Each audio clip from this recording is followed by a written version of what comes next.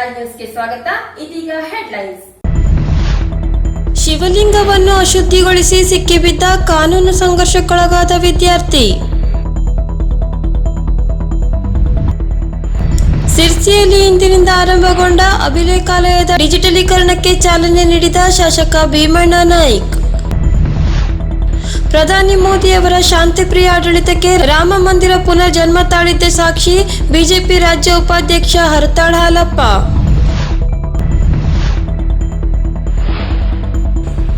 ಲೋಕಸಭೆ ಚುನಾವಣೆಯಲ್ಲಿ ಕೆನರಾ ಕ್ಷೇತ್ರಕ್ಕೆ ಉಸ್ತುವಾರಿಯಾಗಿ ಜೆಡಿಎಸ್ ಮುಖಂಡ ಉಪೇಂದ್ರ ಪೈ. ಮಹಾತ್ಮರ ವಿಚಾರಗಳು ಕೇವಲ ಪುಸ್ತಕಕ್ಕಷ್ಟೇ ಸೀಮಿತವಾಗಬಾರದು, ಶಾಸಕ ಭೀಮಣ್ಣ ನಾಯ್ಕ್. ಮಲ್ಟಿ ಸ್ಪೆಷಾಲಿಟಿ ಆಸ್ಪತ್ರೆಗಾಗಿ ಕುಮಟಾದಿಂದ ಭಟ್ಕಳದವರೆಗೆ ಹಮ್ಮಿಕೊಂಡಿರುವ ಪಾದಯಾತ್ರೆಗೆ ಚಾಲನೆ ನೀಡಿದ ಸಾಮಾಜಿಕ ಮುಖಂಡ ಅನಂತಮೂರ್ತಿ ಹೆಗಡೆ.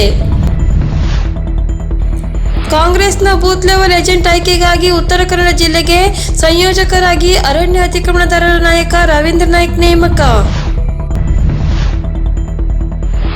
ಮತ್ತು ನಾವು ಜಾಗೃತವಾದರೆ ಮಾತ್ರ ರೋಗ ಶಮನಗೊಳ್ಳಲು ಸಾಧ್ಯ, ಪ್ರಾಂಶುಪಾಲರಾದ ಗಿರಿಜಾ ಹೆಗಡೆ.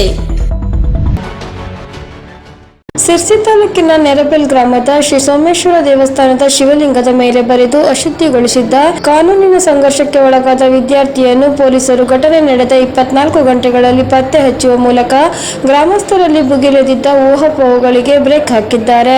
ಕಾನೂನಿನ ಸಂಘರ್ಷಕ್ಕೆ ಒಳಪಟ್ಟಿರುವ ವಿದ್ಯಾರ್ಥಿಯು ಸಿರ್ಸಿಯ ಕೆಎಚ್ಪಿ ಕಾಲೋನಿಯ ನಿವಾಸಿಯಾಗಿದ್ದಾನೆ. ಈ ವಿದ್ಯಾರ್ಥಿ ಪ್ರತಿಭಾವಂತ ಹಾಗೂ ಪರಮಶಿವನ ಆರಾಧಕರೂ ಆಗಿದ್ದಾನೆ. ಈ ವಿದ್ಯಾರ್ಥಿಯು ಪಿಯುಸಿಯ ದ್ವಿತೀಯ ವರ್ಷದ ಪಿಸಿಎಂಬಿ ವಿದ್ಯಾರ್ಥಿಯಾಗಿದ್ದು ಎಸ್ಎಸ್ಎಲ್ಸಿ ಪರೀಕ್ಷೆಯಲ್ಲಿ 99% ಅಂಕ ಗಳಿಸಿರುವ ವಿದ್ಯಾರ್ಥಿ. ಐಐಟಿ ಮತ್ತು ಜೆಇಇ ಮೆನ್ಸ್ ಪರೀಕ್ಷೆಯಲ್ಲಿ ನಿರೀಕ್ಷಿತ ರ್ಯಾಂಕ್ ಬರಲಿಲ್ಲ ಎಂಬ ಕಾರಣಕ್ಕೆ 2024ರ ಪರೀಕ್ಷೆಯಲ್ಲಾದರೂ ನಿರೀಕ್ಷಿತ ರ್ಯಾಂಕ್ ಬರಲೆಂದು ನಿನ್ನೆ ಮಧ್ಯಾಹ್ನ 1 ಗಂಟೆಯ ಸುಮಾರಿಗೆ ದೇವಾಲಯಕ್ಕೆ ಬಂದು ಶಿವಲಿಂಗದ ಮೇಲೆ ಚಾಕ್ನಿಂದ ಬರೆದು ಹೋಗಿದ್ದರು. ಪ್ರಕರಣ ದಾಖಲಿಸಿಕೊಂಡು ಗಂಭೀರವಾಗಿ ತನಿಖೆಗೆ ಒಳಪಡಿಸಿದ್ದ ಪೊಲೀಸರು ವಿದ್ಯಾರ್ಥಿಯನ್ನು ಕಂಡುಹಿಡಿಯುವಲ್ಲಿ ಯಶಸ್ವಿಯಾಗಿದ್ದಾರೆ. ಡಿವೈಎಸ್ಪಿ ಗಣೇಶ್ ಅವರ ಸಮರ್ಥವಾದ ಮಾರ್ಗದರ್ಶನ, ಸಿತಾರಾಂ ನೇತೃತ್ವದಲ್ಲಿ ನಡೆದ ಕಾರ್ಯಾಚರಣೆಯಲ್ಲಿ ಪಿಎಸ್ಐ ದಯಾನಂದ್ ಜೋಗ್ಲೆಕರ್, ಪ್ರತಾಪ್ ಹಾಗೂ ಸಿಬ್ಬಂದಿಗಳು ಪಾಲ್ಗೊಂಡಿದ್ದರು.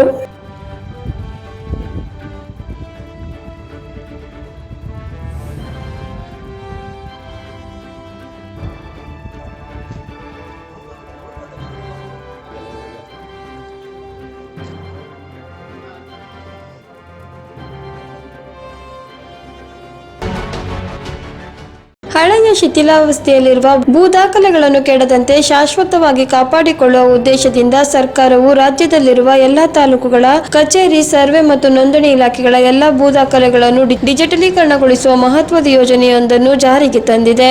ಈ ಯೋಜನೆಯ ಮುಖ್ಯ ಉದ್ದೇಶವೆಂದರೆ ಹಳೆಯ ದುಸ್ಥಿತಿಯಲ್ಲಿರುವ ಭೂ ದಾಖಲೆಗಳನ್ನು ಶಾಶ್ವತವಾಗಿ ಡಿಜಿ ದಾಖಲೆಗಳನ್ನಾಗಿ ಪರಿವರ್ತಿಸುವುದು, ರೆಕಾರ್ಡ್ ರೂಮ್ಗಳಿಂದ ಪಡೆದುಕೊಳ್ಳಲು ಇರುವ ಸಮಸ್ಯೆಗಳನ್ನು ನಿವಾರಿಸುವುದು, ಹಳೆಯ ದಾಖಲೆಗಳ ಸಂರಕ್ಷಣೆ ಹಾಗೂ ಕಳುವಾಗಲು ಮತ್ತು ತಿದ್ದಲು ಅವಕಾಶವಿಲ್ಲದಂತೆ ಮಾಡುವುದು, ನೇರವಾಗಿ ಜನರೇ ಡಿಜಿಟಲ್ ಮಾಧ್ಯಮದಿಂದ ಭೂ ದಾಖಲೆಗಳನ್ನು ಪಡೆದುಕೊಳ್ಳುವಂತೆ ಮಾಡುವುದು ಮತ್ತು ದಾಖಲೆಗಳನ್ನು ಡಿಜಿ ಸಹಾಯದಿಂದ ಯಾವುದೇ ವಿಳಂಬವಿಲ್ಲದೆ, ಯಾವುದೇ ಅಡೆತಡೆಗಳಿಲ್ಲದೆ ತ್ವರಿತವಾಗಿ ಜನರ ಕೈಗೆ ಸೇರುವಂತೆ ಮಾಡುವುದಾಗಿದೆ.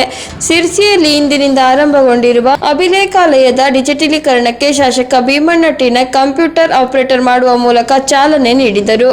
ಆಪರೇಟರ್ಸ್ ತಗೊಳ್ಳೋದಕ್ಕೆ ಅವಕಾಶ ಇದೆ ಸರ್. 100 ದಿನದ ಮಟ್ಟಿಗೆ ಅವ್ರನ್ನ ಡಿಇಒಸ್ ಅಂತ ಕರಿತೀವಿ, ಡಾಟಾ ಎಂಟ್ರಿ ಆಪರೇಟರ್ಸ್. ಸೊ ಅವ್ರಿಗೂ ಸಂಬಳ ಇರುತ್ತೆ. ಎಷ್ಟು 10 ಜನ ತಂದಿದ್ದೀರಿ? 10 ಜನ ಸರ್, 10 ಜನಕ್ಕೆ. ಸೊ ಅದಾದ್ಮೇಲೆ ಅವರು 10 ಸಿಸ್ಟಮ್ಸ್ ಕೊಡ್ತಾರೆ, 8 ಸ್ಕ್ಯಾನರ್ಸ್ಗಳನ್ನು ಕೊಡ್ತಾ ಇದ್ದಾರೆ. ಈಗ ರಾಜ್ಯದಲ್ಲಿ ಎಷ್ಟು ಪಾಯಿಂಟ್ ಮಾಡಿದ್ದೀರಿ? ಮೊದಲ ಹಂತದಲ್ಲಿ ಫಸ್ಟ್ ಫೇಸ್ ಅಲ್ಲಿ ಸರ್ ಇಡೀ ಸ್ಟೇಟ್ ಅಲ್ಲಿ 31 ಜಿಲ್ಲೆ ಪೈಕಿ 31 ತಾಲೂಕುಗಳನ್ನು ತಗೊಂಡಿದ್ದಾರೆ ಸರ್. ಸೊ ಮೊದಲನೇ ವಾರದಲ್ಲಿ ಶುರು ಮಾಡಿದ್ದೀವಿ. ಐ ಥಿಂಕ್ ಫಸ್ಟ್ ತಾಲೂಕು ಅನ್ಸುತ್ತೆ ಸರ್ ನಾವು ಇನಾಗ್ರೇಟ್ ಮಾಡ್ತಿರೋದು. ಬೇರೆ ಕಡೆಯಿಂದ ಬರಲಿಲ್ಲ. ಸಾರಿ.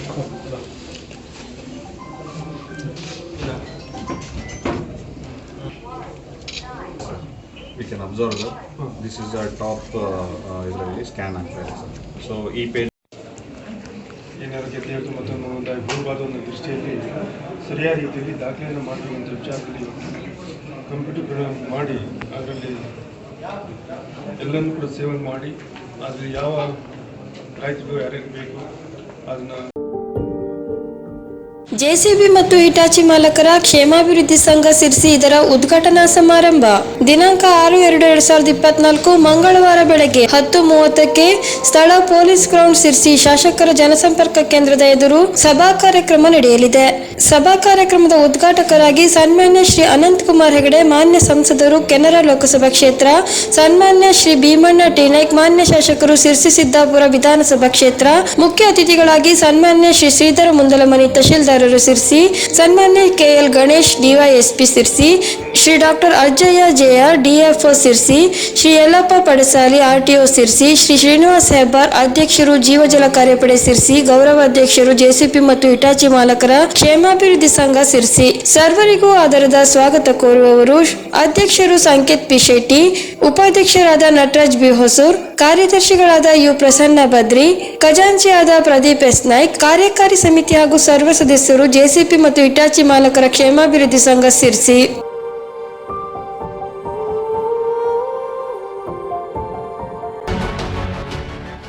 ರಾಮ ಮಂದಿರ ನಿರ್ಮಾಣವಾದರೆ ಗಲಭೆ ನಡೆಯುತ್ತದೆ ಎಂದೇ ಎಲ್ಲರೂ ಹೇಳುತ್ತಿದ್ದರು.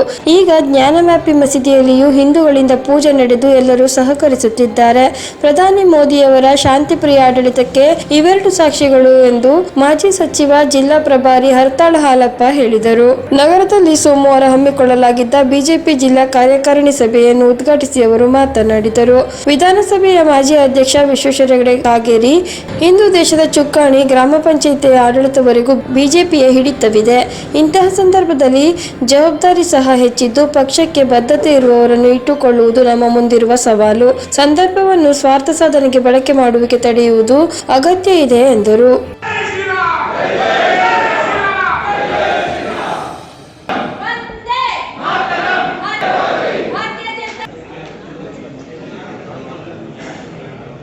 ಈ ಪಕ್ಷವನ್ನು ಸ್ಥಾಪನೆ ಮಾಡಿದರು. ಹಿರಿಯರು ಸುಮಾರು 75 ವರ್ಷಗಳ ಹಿಂದೆ 75 ವರ್ಷಗಳಿಂದ ಚಿಂತನೆ ನಡೆದು ಪಕ್ಷವನ್ನು ಸಂಘಟನೆ ಮಾಡ್ಕೊಂಡು ಕಾಲಕ್ಕೆ ಬೇಕಾದ ಬದಲಾವಣೆಗಳನ್ನು ಮಾಡಿಕೊಂಡು ಇವತ್ತು ನಾವು ಈ ಮಟ್ಟಕ್ಕೆ ಬೆಳೆದಿದ್ದೇವೆ. ಈ ಭೂಮಿಯ ಮೇಲೆ 18 ಕೋಟಿ ಸದಸ್ಯರಿರ್ತಕ್ಕಂಥ ಪಕ್ಷ ನಮ್ಮದು ಅಂತ ಹೇಳಿದೆ ನಾನು. ಇದಕ್ಕಿಂತ ಮುಂಚೆ ನಮ್ಮದು ಚೀನಾ ದೇಶದಲ್ಲಿತ್ತು ಕಮ್ಯುನಿಸ್ಟ್ ಪಕ್ಷ, ದೊಡ್ಡ ಪಕ್ಷ ಅಂತ ಹೇಳೋದು. ನಾವೆಲ್ಲ ವಿದ್ಯಾರ್ಥಿಗಳಾಗಿದ್ದಾಗ ಭಾರಿ ದೊಡ್ಡ ರಾಜಕೀಯ ಪಕ್ಷ. ಆದರೆ ಅಲ್ಲಿ ಒಂದೇ ಪಕ್ಷ ಇರೋದು, ಏಕಪಕ್ಷ. ಇಲ್ಲಿ ಬಹುಪಕ್ಷ ನಮ್ಮದು. ಇಂಥ ದೇಶದಲ್ಲಿ ಪಕ್ಷವನ್ನು ಹಿರಿಯರೆಲ್ಲ ಸೇರಿ ಸಂಘಟಿಸಿ ಕಟ್ಟಿ ಅಧಿಕಾರವನ್ನು ಹಿಡಿದಿವಿ. ವಾಜಪೇಯಿ ಅವರ ಸರ್ಕಾರವನ್ನು ನೋಡಿದ್ದೇವೆ, ಕೇಳಿದ್ದೇವೆ. ಪೀಡಿತ ದಲಿತ ಜನಾಂಗ ಮತ್ತು ಈ ಧಾರ್ಮಿಕವಾಗಿ ಈ ದೇಶವನ್ನು ಶ್ರೀರಾಮ ಮಂದಿರವನ್ನು ಕಟ್ತೇವೆ, ಗಂಗಾ ನದಿಯನ್ನು ಶುದ್ಧೀಕರಿಸ್ತೇವೆ, ಕಾಶ್ಮೀರಕ್ಕೆ ಇರತಕ್ಕಂಥ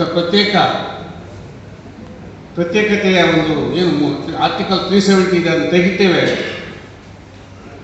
ಭಾರತ ಮಾತೆಯ ಪರಮ ವೈಭವವನ್ನು ನಾವು ಮಾಡಿಸಬೇಕು ಅಂತೇಳಿ ಜಗತ್ತು ಮೆಚ್ಚಿಕೊಂಡಿರುವಂಥ ಪ್ರಧಾನಿ ಅವರ ಸಾಧನೆಯ ನೆರಳಿನಲ್ಲಿ ನಾವೆಲ್ಲ ಸಂತೋಷ ಪಡ್ತಾ ಇದ್ದೇವೆ, ಸಂಭ್ರಮಿಸ್ತಾ ಇದ್ದೇವೆ.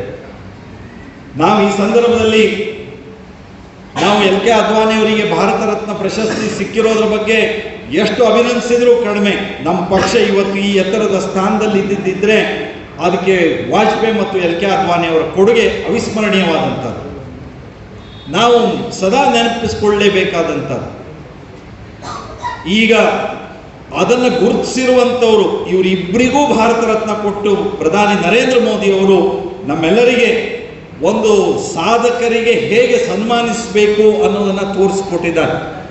ಹಾಗಾಗಿ ಈ ಎಲ್ಲ ಸಂತೋಷವನ್ನು ಮತ್ತೆ ಪ್ರಧಾನಿ ಮೋದಿ ಅವರು ಮಾಡಿರುವ ಕಾರ್ಯಕ್ರಮದ ಫಲ ಜನತೆಗೆ ತಲುಪಿದೆ. ಚುನಾವಣೆ ಹಿನ್ನೆಲೆಯಲ್ಲಿ ನಮ್ಮೆಲ್ಲರಿಂದ ಆಗಬೇಕು ಅಂತ ನಾನು ತಮ್ಮಲ್ಲಿ ವಿನಂತಿಯನ್ನು ಮಾಡಿಕೊಳ್ತಾ ನಾನು ಈ ಸಂದರ್ಭದಲ್ಲಿ ದೋಷವನ್ನು ವ್ಯಕ್ತಪಡಿಸ್ತಾ ಇದ್ದೇನೆ. ಯಾಕೆಂದರೆ ಜಿಲ್ಲಾ ಪದಾಧಿಕಾರಿಗಳ ಘೋಷಣೆ ಆಗಬೇಕು, ಮಂಡಲದ ಎಲ್ಲ ಅಧ್ಯಕ್ಷರು ಪದಾಧಿಕಾರಿಗಳ ಘೋಷಣೆ ಆಗಬೇಕು, ಮೋರ್ಚಾಗಳು ಎಲ್ಲವೂ ಇದೆ ನಮ್ಮದು. ಹಾಗಾಗಿ ಅದೆಲ್ಲವೂ ಅಧ್ಯಕ್ಷರು ಸಹಜವಾಗಿ ಆ ಪ್ರಕ್ರಿಯೆಯನ್ನು ಮಾಡ್ತಾರೆ. ಹಾಗಾಗಿ ಇಲ್ಲಿ ಇದ್ದವರು ಮಾಜಿ ಆಗ್ಬೋದು, ಇನ್ಯಾರೋ ಹೊಸಬರು ಈ ಜವಾಬ್ದಾರಿಯನ್ನು ತೆಗೆದುಕೊಳ್ಬೋದು. ಹೀಗೆ ಸಂಘಟನೆ ನಿರಂತರವಾಗಿ ನಡೆದು ಬಂದಿದೆ, ಮುಂದೆ ನಡೆಯುತ್ತೆ. ಈ ವಿಶ್ವಾಸದಲ್ಲಿ ನಾನು ಅವರೆಲ್ಲರಿಗೂ ಅಭಿನಂದಿಸ್ತಾ, ರಾಜಕಾರಣ ಇದು ಕಷ್ಟದ ಕಾಲದಲ್ಲಿ ರಾಜಕಾರಣವನ್ನು, ರಾಜಕೀಯ ಪಕ್ಷದ ಚಟುವಟಿಕೆಯನ್ನು ನಡೆಸೋದು ಬಹಳ ಸರಳ ಅಂತೆ. ಅದು ಹೌದು ಅಂತ ನನಗೆ ಅನಿಸ್ಬಿಡುತ್ತೆ ಒಂದೊಂದ್ಸಲ. ಯಾಕೆಂದರೆ ನಾನು 90ರಲ್ಲಿ ಜಿಲ್ಲಾ ಪ್ರಧಾನ ಕಾರ್ಯದರ್ಶಿ ಆದಾಗ ನಮಗೆ ಯಾರೂ ಸಿಗ್ತಿರಲಿಲ್ಲ. ಸಿಕ್ಕಿದವ್ರನ್ನ ಒಂದು ಹೆಸರು 2024ರ ಲೋಕಸಭಾ ಚುನಾವಣೆಯ ಹಿನ್ನೆಲೆಯಲ್ಲಿ ಕೆನರಾ ಲೋಕಸಭಾ ಕ್ಷೇತ್ರಕ್ಕೆ ಜೆಡಿಎಸ್ನಿಂದ ಉಸ್ತುವಾರಿಗಳಾಗಿ ಜೆಡಿಎಸ್ ಮುಖಂಡ ಉಪೇಂದ್ರ ಪೈ ಅವರನ್ನು ಆಯ್ಕೆ ಮಾಡಲಾಗಿದೆ. ಬೆಂಗಳೂರಿನ ಜೆಪಿ ಭವನದಲ್ಲಿ ನಡೆದ ಕೋರ್ ಕಮಿಟಿ ಸಭೆಯಲ್ಲಿ ಜೆಡಿಎಸ್ ರಾಜ್ಯಾಧ್ಯಕ್ಷ ಎಚ್.ಡಿ. ಕುಮಾರಸ್ವಾಮಿ ಈ ಆದೇಶ ಹೊರಡಿಸಿದ್ದಾರೆ. ಈ ಕ್ಷಣದಿಂದಲೇ ಪಕ್ಷದ ಚಟುವಟಿಕೆಗಳನ್ನು ಆರಂಭಿಸಲು ಜೆಡಿಎಸ್ ರಾಜ್ಯಾಧ್ಯಕ್ಷರು ಹಾಗೂ ಕೋರ್ ಕಮಿಟಿಯ ರಾಜ್ಯಾಧ್ಯಕ್ಷ ಜಿ.ಟಿ. ದೇವೇಗೌಡ ಸೂಚನೆ ನೀಡಿದ್ದಾರೆ. ಮಹಾತ್ಮರ ಆಚಾರ ವಿಚಾರಗಳು ಇತಿಹಾಸದ ಪುಟಕ್ಕೆ ಮಾತ್ರ ಸೀಮಿತವಾಗಬಾರದು. ಪ್ರತಿ ವ್ಯಕ್ತಿಯು ಕೆಲ ಅಂಶವನ್ನಾದರೂ ತನ್ನ ಜೀವನದಲ್ಲಿ ಅಳವಡಿಸಿಕೊಳ್ಳಬೇಕು ಎಂದು ಶಾಸಕ ಭೀಮಣ್ಣ ನಾಯ್ಕ ಹೇಳಿದರು. ನಗರದ ಮಿನಿ ವಿಧಾನಸೌಧದಲ್ಲಿ ಸೋಮವಾರ ಶ್ರೀ ಶಿವಯೋಗಿ ಸಿದ್ದರಾಮ ಜಯಂತಿಗೆ ಚಾಲನೆ ನೀಡಿ ಮಾತನಾಡಿದರು.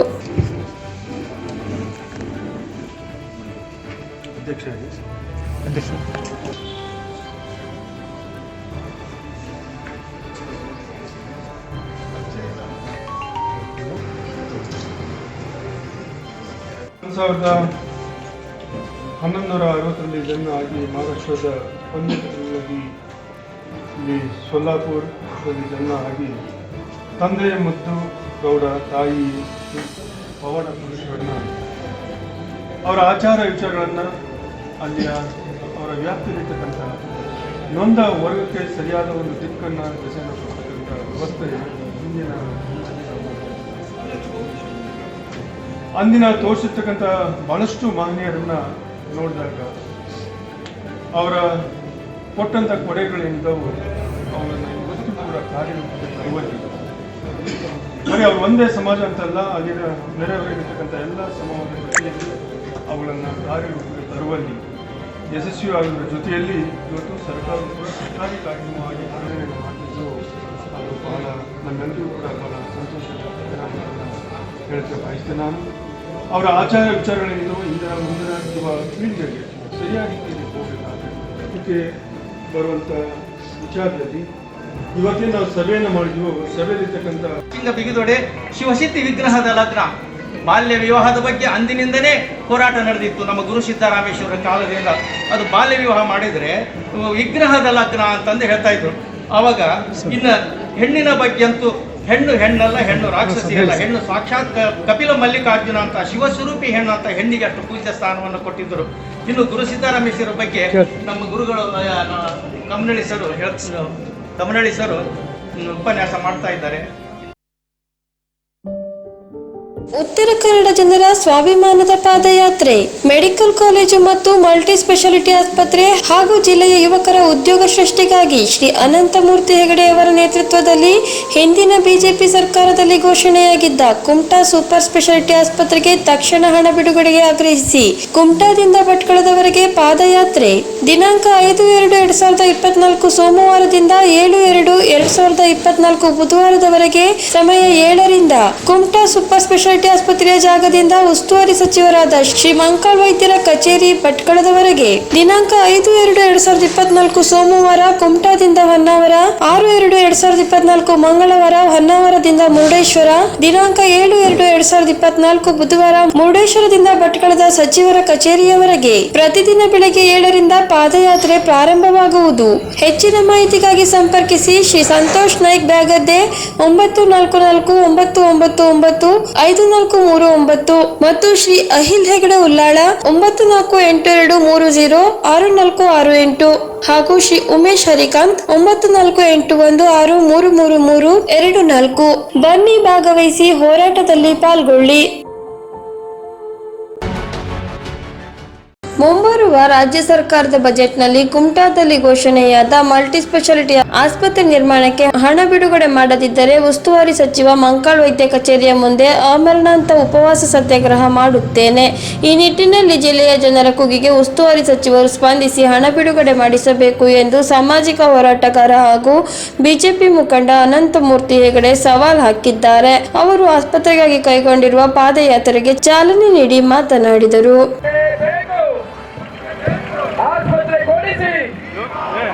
ಆಸ್ಪತ್ರೆಗೊಳಿಸಿ ಎಲ್ಲಿವರೆಗೆ ಹೋರಾಟ,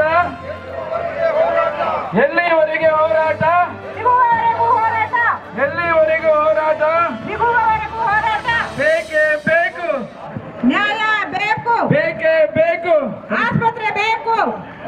ಬೇಕೇ ಬೇಕು, ಆಸ್ಪತ್ರೆ ಬೇಕು, ಆಸ್ಪತ್ರೆ ಕೊಡಿಸಿ, ಜೀವ ಉಳಿಸಿ. ನಮ್ಮವರು ಮಾಡುವಂಥ ಎಲ್ಲ ಹೋರಾಟವೂ ಕೂಡ ವ್ಯರ್ಥವಾಗಿಬಿಡ್ತದೆ. ಆದ್ದರಿಂದ ಈ 16ನೇ ತಾರೀಕಿನ ದಿವಸ ಬಜೆಟ್ ಅಧಿವೇಶನ ಇದೆ.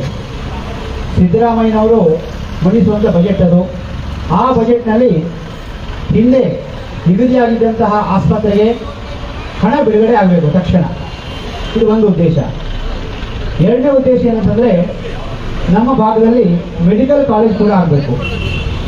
ಎಲ್ಲಿ ಮೆಡಿಕಲ್ ಕಾಲೇಜ್ ಇರೋದಿಲ್ವೋ ಅಲ್ಲಿ ಆಸ್ಪತ್ರೆ ನಡೆಸೋದು ಬಹಳ ಕಷ್ಟ ಆಗ್ತದೆ.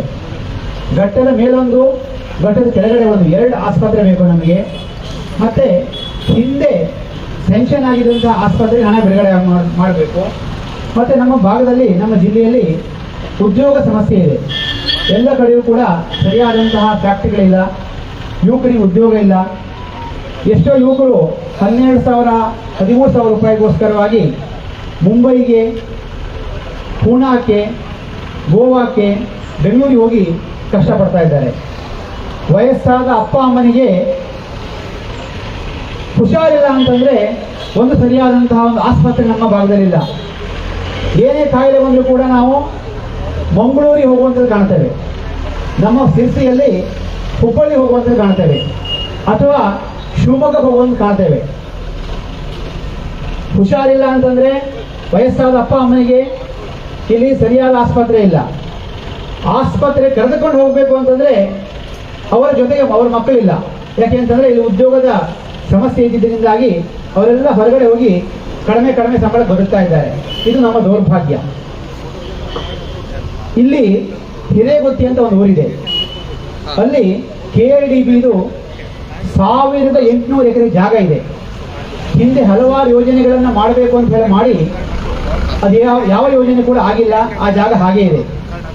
ಅಲ್ಲಿ ಕನಿಷ್ಠ ಪಕ್ಷ 1,000 ಎಕರೆಯಲ್ಲಿ ಸಾಫ್ಟ್ವೇರ್ ಪಾರ್ಕ್ ಅನ್ನು ಮಾಡಿ ಹಲವಾರು ಇನ್ಫೋಸಿಸ್, ವಿಪ್ರೋ ಇತರ ಕಂಪನಿಗಳಿಗೆ ಜಾಗವನ್ನು ಕೊಟ್ಟು ಅವರನ್ನು ಕರೆದ್ರೆ ಇಲ್ಲಿ ಹಲವಾರು ಫ್ಯಾಕ್ಟ್ರಿಗಳು ಈ ಭಾಗದಲ್ಲಿ ಆಗ್ತದೆ.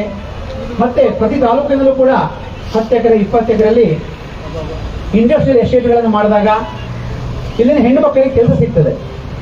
ಗಂಡು ಮಕ್ಕಳು ಕೆಲಸ ಬೇಕು ಅಂದರೆ ಹೋಟೆಲಲ್ಲೋ ಅಥವಾ ರಿಕ್ಷಾ ಓಡಿಸ್ಕೊಂಡು ಬದುಕ್ಬೋದು. ಹೆಣ್ಮಕ್ಳು ಸ್ವಾಮಿ ಏನು ಮಾಡಬೇಕು? ಹೆಂಗಸರು ಅವರಿಗೆ ಒಂದು ಗಾರ್ಮೆಂಟ್ ಫ್ಯಾಕ್ಟ್ರಿ ಮಾಡಿದ್ರೆ ಅವರಿಗೆ 15,000 ರೂಪಾಯಿ ಸಂಬಳ ಸಿಕ್ಕಿದ್ರೆ ಅವ್ರ ಕುಟುಂಬ ಚೆನ್ನಾಗಿರ್ತದೆ.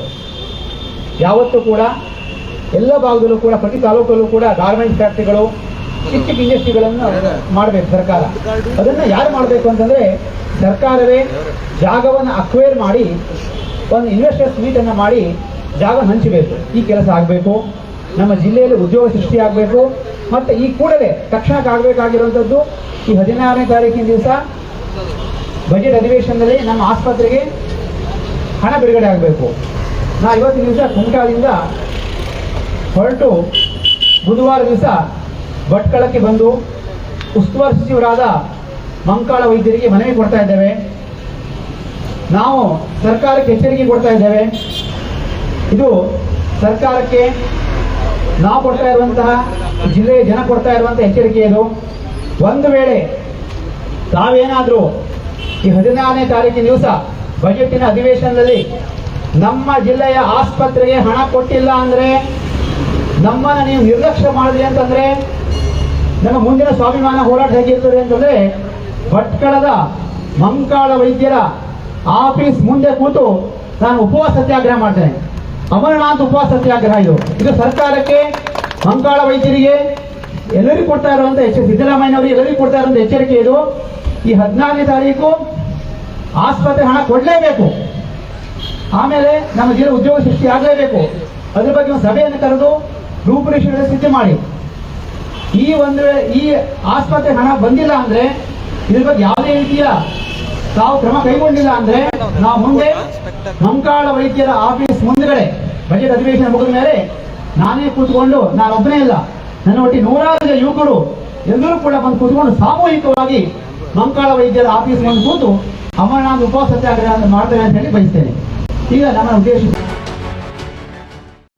ಮುಂಬರುವ ಲೋಕಸಭಾ ಚುನಾವಣೆಗೆ ಬೂತ್ ಲೆವೆಲ್ ಏಜೆಂಟರ ನೇಮಕಾತಿ ಮಾಡಲು ಕೆನರಾ ಲೋಕಸಭಾ ಕ್ಷೇತ್ರಕ್ಕೆ ಉಸ್ತುವಾರಿಯನ್ನಾಗಿ ಉತ್ತರ ಕನ್ನಡ ಜಿಲ್ಲಾ ಕಾಂಗ್ರೆಸ್ ಸಮಿತಿಯ ಪ್ರಧಾನ ಕಾರ್ಯದರ್ಶಿ ರವೀಂದ್ರ ನಾಯ್ಕ ಅವರನ್ನು ಸಂಯೋಜಕರನ್ನಾಗಿ ಆಯ್ಕೆ ಮಾಡಲಾಗಿದೆ.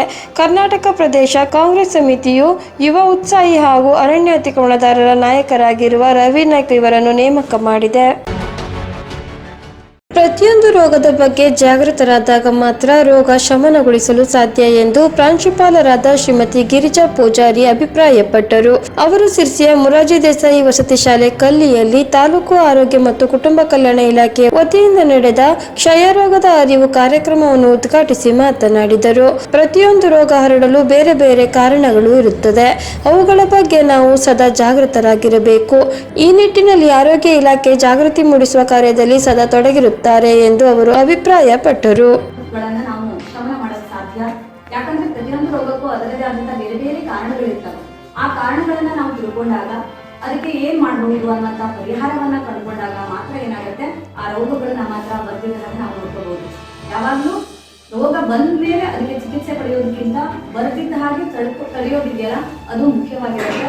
ಆ ನಿಟ್ಟಿನಲ್ಲಿ ನೀವು ವಿದ್ಯಾರ್ಥಿಗಳು, ನೀವು ಇಲ್ಲಿ ಹಾಸ್ಟೆಲ್ ಅಲ್ಲಿ ಇರೋದ್ರಿಂದ ಎಲ್ಲ ನೀವು ತಿಳ್ಕೊಂಡೇ ಇರ್ತೀರಿ. ಸಾಂಕ್ರಾಮಿಕ ರೋಗಗಳು ನಿಮ್ಗೆ ಗೊತ್ತಿದೆ, ಫಸ್ಟ್ ಅಂತ ಅದೇನಾಗುತ್ತೆ ಅಷ್ಟೇ ಸ್ಪೀಡ್ ಆಗಿ ಹರಡ್ತಾ ಇರತ್ತೆ.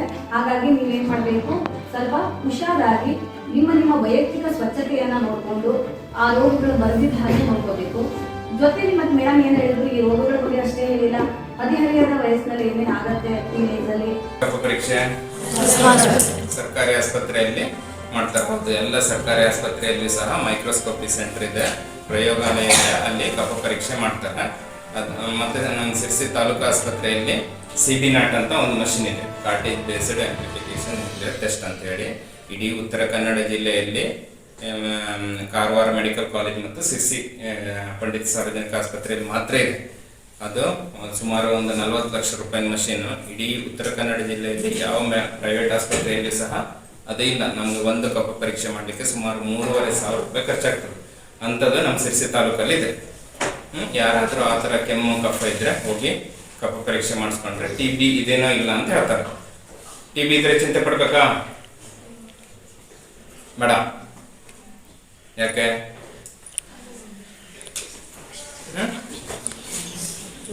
ಚಿಂತೆ ಪಡ್ಬೇಕಾ ಬೇಡ? ಪಡ್ಬೇಕು ಬೇಡ? ಪಡ್ಬೇಕು ಅನ್ನೋರೆಷ್ಟು, ಪಡಬಾರ್ದು ಅನ್ನೋರೆಷ್ಟು? ಚಿಂತೆ ಪಡ್ಬೇಕಾ? ಹೌದು. ಚಿಂತೆ ಪಡ್ತಾ ಮನೆಗೆ ಹೋಗಿ ಚಲೋದೊಂದು ಬೆಡ್ಶೀಟ್ ಹಾಕೊಂಡು ಮುಸ್ಕ್ ಹಾಕೊಂಡು ಮಲ್ಕೊಬಿಡ್ಬೇಕಲ್ವಾ? ಇಲ್ಲಿಗೆ ವಾರ್ತಾ ಪ್ರಸಾರ ಮುಕ್ತಾಯವಾಯಿತು. ಮುಂದಿನ ವಾರ್ತೆಗಳೊಂದಿಗೆ ಸಿಗೋಣ. ನಮಸ್ಕಾರ.